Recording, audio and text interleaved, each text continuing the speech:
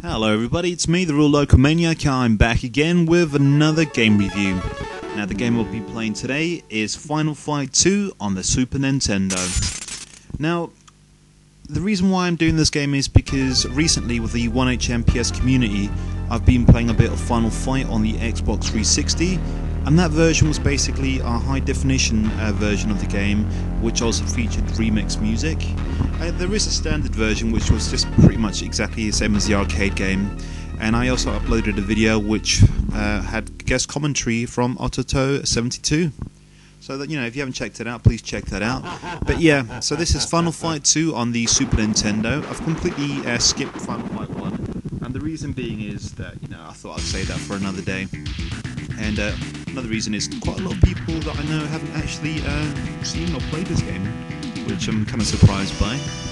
Now, this basically is only on the Super Nintendo. It's not actually on the arcade, as far as I'm aware, actually.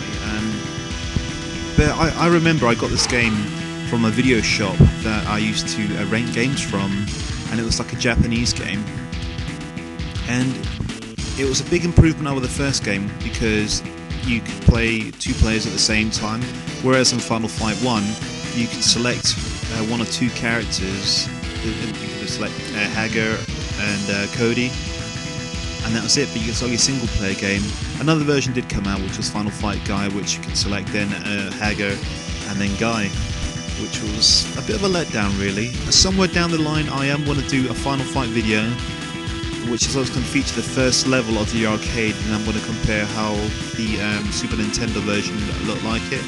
So I'll do that somewhere down the line. But yeah, Final Fight 2, it's a pretty decent game, and again it was an improvement over Final Fight 1 for the fact that it had two players at the same time, and I feel like these sort of scrolling beat-em-ups, you do need to play with two people at the same time because it adds a lot more. Now those are the two characters there. You've got Maki and I think it's Carlos. But I normally play as Hager. Now I will be playing by myself because I've got no one else in the house that will play this game with me. Right, I'm just going to have a drink of water to carry on with this now. Right, now I have been away for a while because my laptop's been playing up. It just seems to turn itself off whenever it chooses to. So I haven't made a video for quite some time. I have uploaded certain videos on YouTube, but that was just using my wife's Mac. And I basically just, you know, uploaded 10-minute snippets of the 1 hour monthly podcast show. I put up episodes 9 and episodes 8. And I think I also done a few Xbox 360 video, which I just basically used the camera on the Mac to film it. Somewhere along the line I am basically going to get myself one of those capture cards, but I'll talk more about that another time. And the great thing about this game is it's got loads of cameos from Street Fighter 2 characters. Like, look, there's Chun-Li in the background eating a bowl of noodles, I think. Now, in some of the later levels you'll see some of the other Street Fighter 2 characters. I do remember Guile appearing in one, and a few of the others, I can't remember who they were though, but yeah, they just stand in the background while people just walk around and beat the crap out of you. You know, I was kind of hoping that Chun-Li would sort of like put a bowl of noodles down and spinning bird kick the shit out of these guys, but no, she's just happy there, making a pig out of herself, just stuffing her face silly. But anyway, back to the game. Now this game graphically looks pretty good. The main sprites are pretty big. I mean, look at that, they're nice and detailed. The sound effects are pretty good as well. The only thing that I'll knock this game on is basically I find the graphics somewhat uninspiring. The background graphics somewhat uninspiring. They look a little bit bland, they look a bit plain, really. But then again, some of the graphics in the first Final Fight games, like the factory level, wasn't that fantastic when I think about it. There we go. Now I do love my scrolling beat-em-ups, and it's a shame they don't really make many of these games nowadays. That's why it was fantastic to actually play it on the Xbox 360.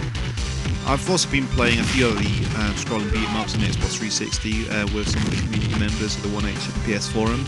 I've been playing Double Dragon, I've also been playing Teenage Mutant Ninja Turtles, Streets of Rage 2, and that got me thinking, somewhere down the line I will be doing a top 10 scrolling beat-em-ups. So that takes me to my next question is, question of the day. Now my question for today is going to be, who is your favourite character in a scrolling beat 'em up? Now that can be the main characters that you control, or that can be one of the baddies. So yeah, who is your favourite character in a scrolling beat 'em up? I've got two of my favourite characters in a scrolling beat 'em up have to either be Hagar, and who else? Probably Axel from Streets of Rage 2. He was a pretty cool character. Now, going back to this game there, it basically feels like Final Fight 1. It's a bit too similar for my liking, which isn't great, I suppose. You know, you've got the same set of moves. The only thing that's really different is that Mike Hagar's got a bit of a different outfit there. Now, I will be doing a video of Final Fight 3 as well, and then I'll do Final Fight 1 as well, somewhere down the line. But yeah, this really didn't add a lot, more to the gameplay. I really don't know why Final Fight 1 didn't have a two-player at the same time. Maybe it was just because the graphics were kind of big, and Super Nintendo was kind of new at the time. The programmers hadn't quite figured out how to do it. Nevertheless, we got this game, which isn't that bad, I guess. Ooh, get the crap beat out of me there. I'll tell you what though, guys, I have absolutely missed doing like these videos. I mean, all I've been doing pretty much is just basically sitting around watching DVDs or just going to work and stuff. I've also been playing, I suppose, some online games with the guys from the 1HMPS forum, which has been a good laugh. I've got to know the fellas pretty well. Right, get my ass kicked there. Now I am going to upload another video today as well, which is going to be a Treasure Island Dizzy on the 8-bit Nintendo. Well, that is, if my laptop lets me. And guys, I will be carrying on with my Shinobi series. I have not forgotten about that. I know I started off with the 8-bit War Shinobi. I'll still be doing 8-bit War Sega vs Nintendo. I'll still be doing Shadow Dancer. I'll still be doing loads more Shinobi related games. But I'm also going to mix and match it with a Final Fight series of videos that I'll be doing as well. I'm also going to be doing Final Fight on the NES, and loads of other Final Fight related stuff, like Slam Master, which Mike Hagar makes a cameo in it. So more on that a little bit later on. But guys, if you haven't played this game, I definitely recommend that you do check it out. It's best played in 2 players. You'll have fun while playing it. I think once you do finish it though, I don't think you'll really go back to it. It hasn't got quite that same appeal as Final Fight 1. But it's still fun. It's a still fun game, which I do recommend that everyone should sort of give it a go though. I think it was just the curse of the sequels, basically.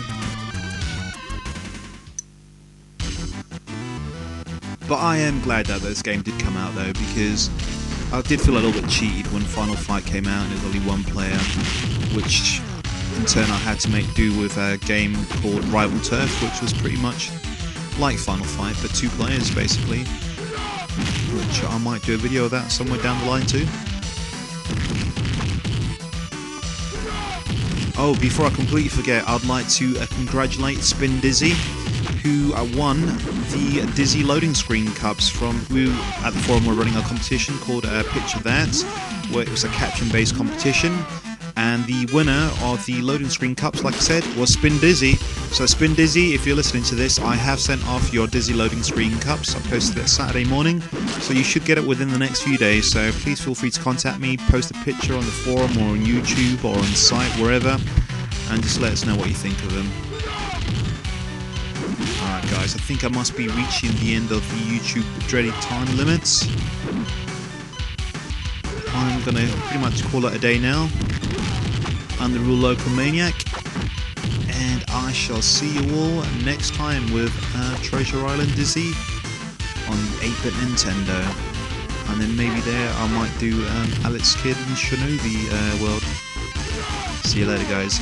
Goodbye.